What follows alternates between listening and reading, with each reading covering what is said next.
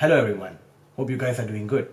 I'm Tashwin, and on today's video I'm going to talk about a question which was asked to me by someone who commented on our previous video. So this person asked me to talk a little bit further about how do we overcome repeating thoughts. Repeating thoughts can sometimes be a pleasant one, but most of the time not so pleasant one. When we say repeating thoughts, you must understand that this is repeating thoughts of an incident that maybe had happened in the past or an incident that is about to happen. So meaning that it's not happened yet, right? The incident did not happen yet, but you are creating scenarios in your head on the probability of how it's gonna be, what's the outcome gonna be. And so all of these repeating thoughts scientifically, in psychology we call this as ruminating. So like I said, ruminating sometimes can be of a good things, and oftentimes are not of a good things, and oftentimes is also of something that had already happened in the past, right? So how do we overcome ruminating? In today's video I'm going to talk about this topic. This video is brought to you by Thash Bio Academy. Okay, first listen carefully. When you are if you are ruminating, the first thing I want you to do is sit down, get a piece of paper and a pen, and write down, jot down, question yourself, ask yourself, what is the source of this ruminating, source of this repeated thought? Where does this come from? What are you thinking? Write it down. You will be surprised that most of the times you are getting this repeated thought not because of that particular incident, right? Well, in that sense, something that already happened or going to happen. It's not because of that particular incident alone, but it's because of various other cofactors. For example, right, you might have fall down on maybe at your school. Let's say maybe you fall down at your school during your assembly, and everyone saw you, and things got really messed up. Now, the real thing that you should be worrying is that you fell down, and did that hurt you? Did your leg got broke? Did your hip bone moved? Did that affected your spinal cord? But the answer would be no. That's not what you're worrying about. You might have the repeated thought might not come from the incident itself, but a cofactor. People laughed at you. Maybe people made fun of you. Maybe people pull a joke of you. Example. So this could have been the driving force. What's fueling up this repeating thought. So it's very important you identify what the repeating thought is about, and get a little bit deeper. Be honest to yourself and try to think, is that all? Is that what you're worried about? Maybe you got caught with your partner. Maybe let's say that you're in love, for example, and somebody saw that, right? And they went and told your parents, and you had these repeating thoughts. Well, what is the repeating thought here? Is it because you got caught? Is that what bothers you? Or is it because that did that mess up your relationship? Is that what bothers you? No, I want you to be very precise.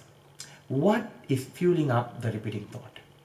Okay, jot it down, write it down. Maybe as you think of something, then that might open up your mind to something else and something else and something else and something else. Because when you are having repeated thoughts, your rational thinking part of your brain tends to slow down, so you cannot really think, because in worst cases you might even experience something called amygdala hijack. Amygdala hijack is when your prefrontal lobe totally shuts down and your emotional fear initiating center of your brain called amygdala hijacks the whole part of your brain and don't let you to think rationally as you're supposed to be. So it is very important you sit down, take a deep breath, and go through this experience. Think and go through this experience, flow with it, and write down the important points here. Okay, once you have written it down, the second thing I want you to do is that eliminate things which is beyond your control. Because there's one thing that somebody told this quote to me long back, but it's stuck in my head until today. Stuck in my head for a good purpose. Of course, I'm not ruminating about it, but it's for a good purpose, which is that if you have a problem and you know that you can solve the problem, then why worry about it? And you have the problem and you cannot solve the problem, then what's the point worrying about it? You see that? That worrying and ruminating and thinking about it all over again and again and again is not going to help, right? So what I want you to do is that I want you to eliminate points that is beyond your control, things that is beyond your control. Cut it down, because you know you can't do anything about it and you have to accept it, right? You have to tell your brain, you see here, these things is not within my control. I have to accept it. Maybe for example, somebody had passed away, right? Some really unpleasant incident, sorry to say that. Let's say somebody dear to you passed away, right? And you can't change that incident. It's beyond your control. But what you can change here is that how you are taking that inside of you, how you are giving way to that, how are you going to register that in you. You have control over that, but you don't have control over the incident. You see what I mean? I mean, this is just one example, but the point is that when you write down, you're able to spot which is still within your control and which are not. So once you identify that, all right, you can narrow things down. Okay, now once you have already done that, your mental clarity will be much better. You'll have a much more clear view of your ruminating, of what you're ruminating, clear view of your repeated thoughts. So once you get that, the third step is I want you to feel that rumination. I want you to feel that repetitive thought. But you have to tell to yourself, right? You have to fix a certain period of time. Let's say if 9 to 5 you're off to job and you don't want it to disturb you during your working hours, you have to tell to yourself that, okay, I'm going to give way to myself for this repeating thoughts to be running in my head. I'm going to give way to it, but I'm going to give a certain period of time, right?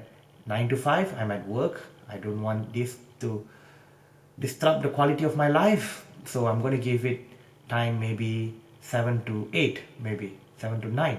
And during this particular period of time, I don't want you to consciously stop the thoughts from flowing into you. Don't consciously do that. Don't do that. Let it go. Let it flow. See, the biggest mistake that we do is, we try to stop things that is happening to us naturally, right? We try to be very hard on it. You tell a person, I don't want you to be falling in love at this age. The moment you say that, a few months later, that will be, keep on running in their head, and they tend to do it. They want to try it. You tell somebody not to do something, and then they want to do it more and more and more, because that's how the brain works. Because we are all curious beings. Humans are very curious beings. We're so curious of want to try out new things, want to know new things, want to learn something. We are very curious beings. So going and telling to a human not to do something is going to make them want to do that more. So instead of preventing it completely, stopping yourself completely, let's just give it a time. Let's set a time for your brain to experience this feeling, this emotion. So the second thing you have to do is, the first thing you have to take a paper and write down and identify the source of your repetitive thoughts. The second thing is that you have to do is eliminate things beyond your control and accept it, or at least try to accept it. And the third thing is allow these thoughts to go through. But when you have done the first two steps, you will realize that it is not as messy as it was in the beginning. Things might have already resolved. Your brain might have already solved things up, solved the puzzle up. So it doesn't want to keep thinking about that again. Your brain gets bored. Come on, your brain do get bored, at certain times. So when that is complete, all right, the next thing I want you to do is that, right, if let's say that you're getting these thoughts beyond your control at times when you don't allow them to come in, huh? What you got to do is distract yourself. How? Go and wash your face. If you can, try to wash with ice water. Ice water has shown tremendous positive result when it comes to depression, right? It actually lift up your mood. So try to go and wash your face with ice water, because it will cut the brain wave, the pattern of ruminating, right? Because your brain has a certain pattern for certain habits. So when you suddenly go and splash ice water on your face, it just cuts off the pattern and it distracts you of that pattern. So try to do that, right?